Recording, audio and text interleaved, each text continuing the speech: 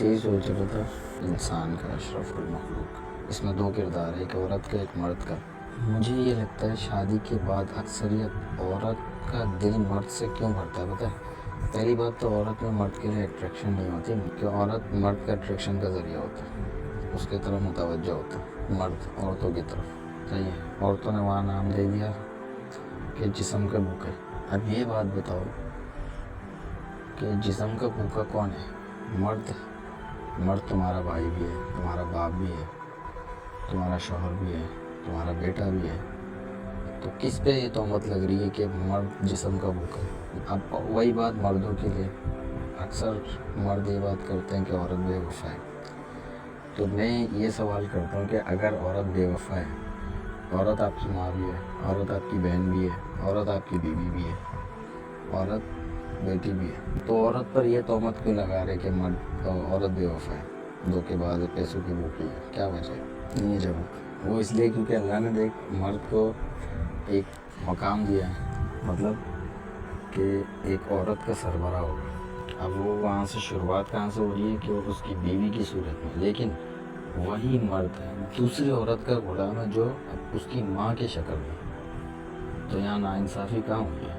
مجھے اس کا جواب نہیں ملا کسی سے۔ اس کے بعد مرد کے لیے عورت جنت کا راستہ اور عورت کے لیے مرد جنت کا راستہ، اسی عورت کو، جو عورت اپنے شوہر کی غلامی، تابعداری، اس کی فرما برداری کرے، اسی شوہر کو اس عورت کے لیے جنت بنا دے۔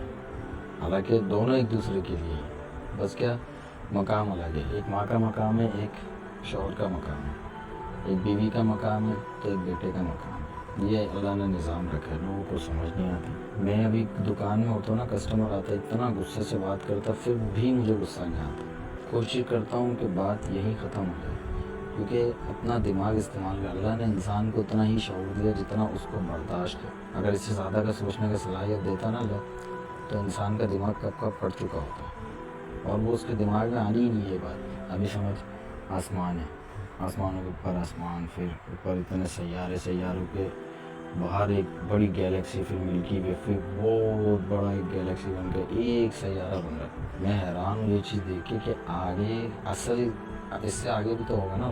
اللہ نے بولا 7 آسمان، ابھی کس کو پتہ ہے یہ پہلا آسمان ہی ہے یا پھر جہاں تک سائنسدان ابھی تک پہنچے یہ پہلا آسمان ہی ہے، اس سے آگے تک جا کے پہلا آسمان آتا ہے۔ بہت سوچنے والی بات ہے۔ مقصد یہ تھا کہنے کا کہ شادی کے بعد مردوں کو شعور جلدی آ جاتا ہے، کیوں؟ 2 سے 3 کی ذمہ داری ہوتی ہے، ایک بچوں کی ذمہ داری، دوسرا گھر کا سربراہ ہونے کی وجہ سے بیوی کی ساری شرائط پوری ہوتی ہے، تیسرا جنت حاصل کرنے کے لیے ماں کی خدمت، اور عورت کے لیے کیا؟ صرف اپنے شوہر کی تابعداری، بس وفاداری۔ کتنا آسان جنت! ہم لوگوں کو تو شکر ادا کرنا چاہیے۔